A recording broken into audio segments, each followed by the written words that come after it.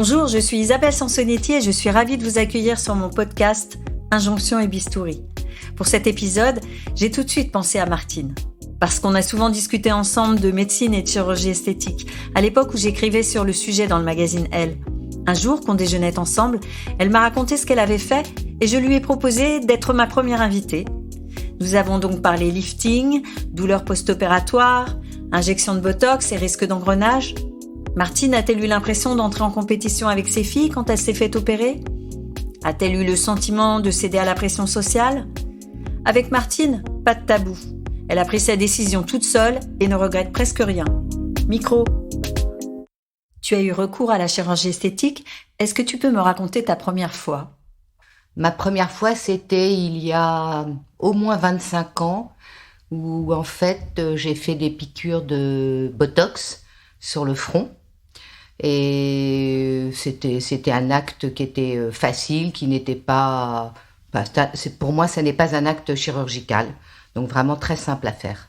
Et du coup, qu'est-ce qui t'avait donné l'idée d'aller faire du botox ? Est-ce que parce que c'était une amie qui l'avait fait ou c'est parce que...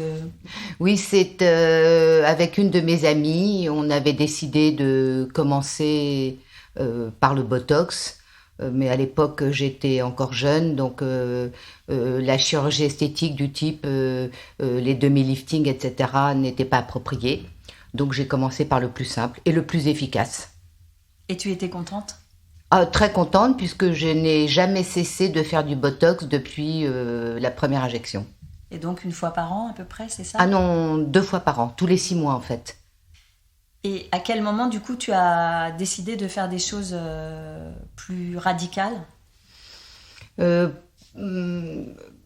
J'ai fêté mes 55 ans avec des amis qui m'ont fait la surprise de faire venir une photographe. Et là, j'ai regardé les photos après coup et je me suis dit, c'est pas possible. J'ai trop de plis, de rides partout. Et j'ai décidé à ce moment-là de faire un demi-lifting et les paupières. Et en fait, ce qui est très bizarre, c'est que j'ai une ptose qui est arrivée en quelques mois d'un œil. Donc on voyait la différence entre l'œil droit et l'œil gauche. Et je me suis dit qu'il était temps de faire quelque chose. Du coup, tu as fait les 2 interventions avec le même chirurgien ou est-ce que tu as fait Non, des effets différés ? Non, parce que je l'ai fait en 2 fois avec 2 chirurgiens différents. Parce que j'ai discuté avec une amie qui travaillait dans la mode et qui m'a donné les coordonnées d'une chirurgienne qu'elle avait été consultée, qu'elle avait trouvée vraiment très intéressante. Et du coup, j'ai décidé de faire le demi-lifting avec elle. Et juste avant, j'avais fait les paupières du haut, paupières du bas, avec un autre chirurgien. Et la décision, en fait, elle a été simple à prendre parce qu'on dit souvent, on réfléchit quand même quand on passe à la chirurgie. Tu l'as dit toi-même, les injections de botox, c'est assez facile d'y aller.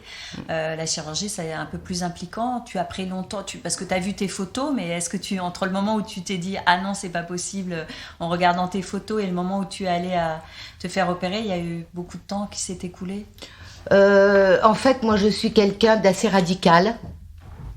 Et je pense que on a beau acheter ou mettre des crèmes, quelles qu'elles soient, en fait, ça n'a pas beaucoup d'impact. Ça a un impact pour hydrater la peau, mais ça n'a aucun impact sur les rides du cou, etc. Et en fait, je me suis décidée très vite, très facilement. Et en plus, c'était sous anesthésie générale, donc je sais qu'il y a des gens qui craignent l'anesthésie générale, mais moi, pas du tout.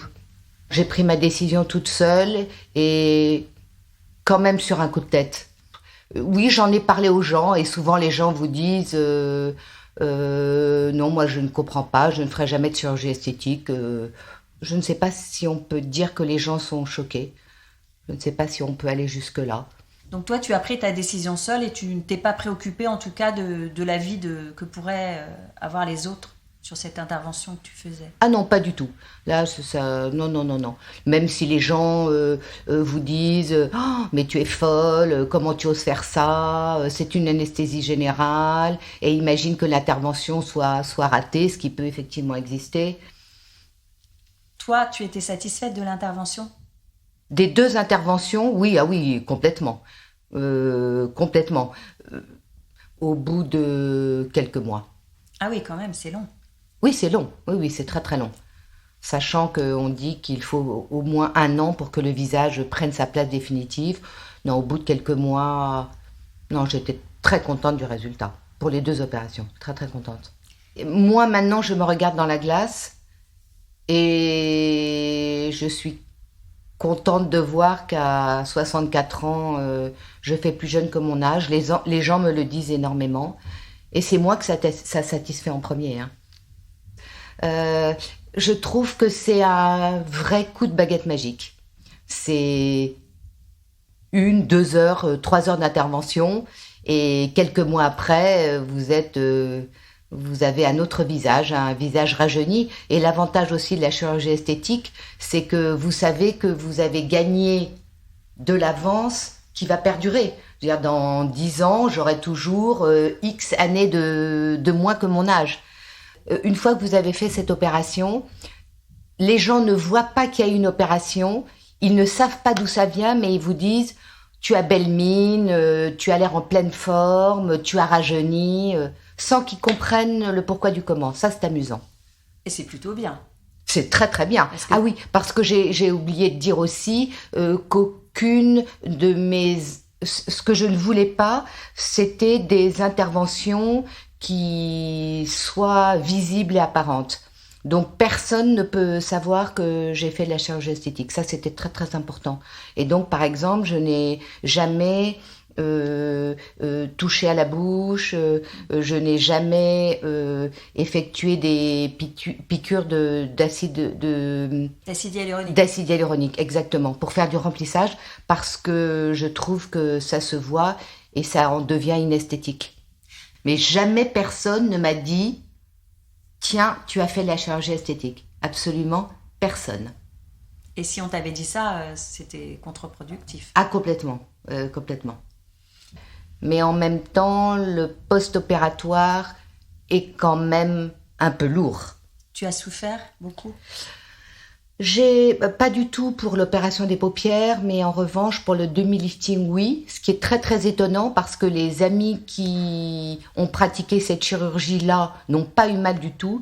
Et je pense qu'en fait, ce qui a été très douloureux, c'est que la chirurgienne qui est intervenue a fait du lipofilling sur tout le visage. Et je pense que c'est le lipofilling qui a dû générer des douleurs plutôt importantes. Et pendant longtemps ? Facilement 2 mois, oui. Alors que les amis qui ont depuis pratiqué cette opération-là ne se sont jamais plaints de douleur. Il y a vraiment 0 douleur. Sur la chirurgie des paupières, quand je suis rentrée le soir, j'ai pas pris un Doliprane. Vraiment un antidouleur, rien. C'est plutôt facile. Non, ce qui est compliqué, c'est l'éviction sociale. Ce sont les œdèmes et les hématomes. C'est difficile de se regarder pendant quelques jours, du coup. Est-ce que là, du coup, on se dit « Ouf, qu'est-ce que j'ai fait ? Est-ce que je vais être satisfaite du résultat ?» Évidemment, on se dit ça. Évidemment, on se regarde dans la glace et c'est assez épouvantable. On peut le dire comme ça. Les chirurgiens vous parlent d'éviction sociale sur 1 semaine, 10 jours et après un petit peu de maquillage et tout disparaît. Non, pas du tout, c'est absolument pas ça. Il faut au moins 1 mois pour que les traces disparaissent vraiment et les œdèmes et les hématomes. Et du coup, est-ce que toi, tu fais ça vraiment pour toi ? Parce que quand une personne recourt à la médecine ou à la chirurgie esthétique, on dit facilement que finalement, elle subit une pression sociale, notamment. Elle n'a pas la force de résister aux injonctions. Est-ce que toi, tu as le sentiment, en ayant eu recours à la médecine et à la chirurgie esthétique, que tu as cédé à une certaine injonction sociale ?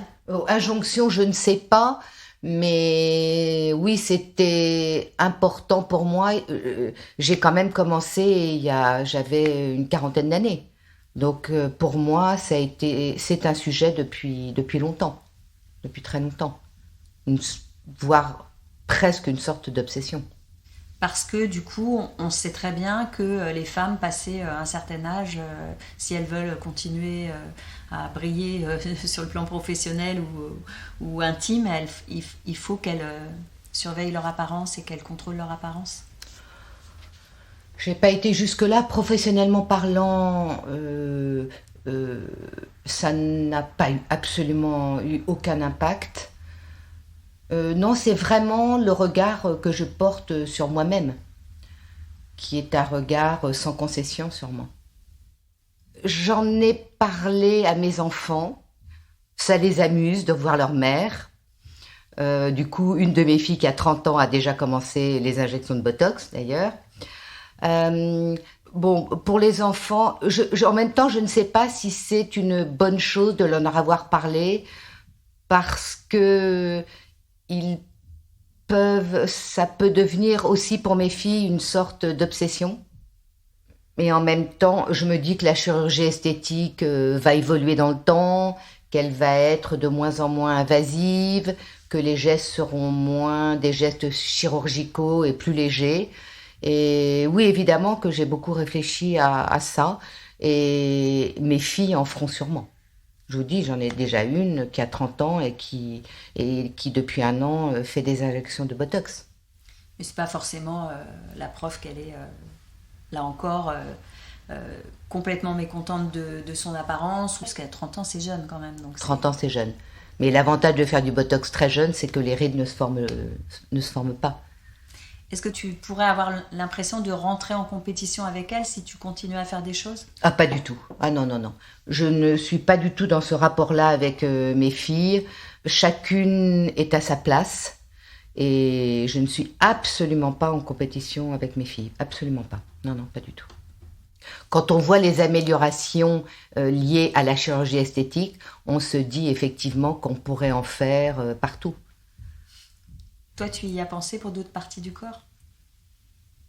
Oui, par exemple, j'y ai pensé pour le ventre et la taille, oui, évidemment. Évidemment. Et tu t'es dit non, quand même ? Je ne me sens pas encore prête, parce que je sais que c'est une chirurgie plutôt lourde. Pas la chirurgie en elle-même, mais les suites post-opératoires peuvent être assez pénibles. Vous avez le risque d'hématome interne, vous avez une gaine à porter pendant 1 mois, mais j'y viendrai peut-être un jour. Le fait d'avoir fait ça, est-ce que toi aussi, quand tu regardes quelqu'un, est-ce que tu te demandes si cette personne a fait quelque chose, ou est-ce que tu essayes de voir l'âge réel ou l'âge affiché de la personne en fonction de ce qu'elle pourrait avoir fait ? Est-ce que je me pose la question ? Les gens que je connais bien, les femmes que je connais bien, évidemment, je sais ce qu'elles ont fait en chirurgie esthétique. Des hommes, je n'en connais aucun qui ait eu recours à la chirurgie esthétique. Le Botox, évidemment, ça se voit immédiatement, ça je le repère tout de suite. Pour le reste, oui, je peux me poser la question. Notamment pour les stars de cinéma.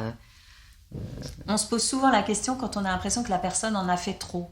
Exactement, parce que ça devient visible et c'est totalement contre-productif pour moi. Ça vieillit la personne plutôt ? Je dirais que ça la rend un peu vulgaire, peut-être. Dans certains cas, oui. Quand il y en a trop. Quand il y en a trop, oui, exactement. Oui. C'est même déformant. C'est même totalement déformant. Inesthétique. Je m'y suis prise, entre guillemets, un peu tard, puisque j'ai fait une intervention à 56 ans et l'autre à quasi 60 ans. Donc on dit que c'est un peu tard, mais j'aurais dû le faire avant. Je pense que j'aurais dû le faire avant. Mais voilà, évidemment, sans regret de les avoir faits. Absolument sans regret. Mais je n'en referai pas d'autres. Je n'ai plus l'âge pour refaire un deuxième demi-lifting ou une deuxième opération des paupières. Donc tu es prête à regarder des photos de toi dans les années qui viennent sans te dire que tu vas retourner te faire opérer ? C'est-à-dire qu'il y a un moment où la peau vieillit tellement qu'elle ne supporterait pas une deuxième intervention.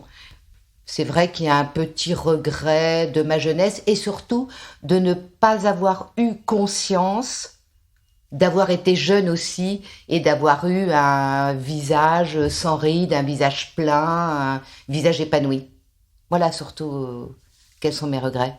Mais ça, c'est vrai, parce que quand on discute et qu'on regarde des photos de soi quand on avait 25 ou 30 ans, à chaque fois, on se dit « Ah, mais j'étais canon !»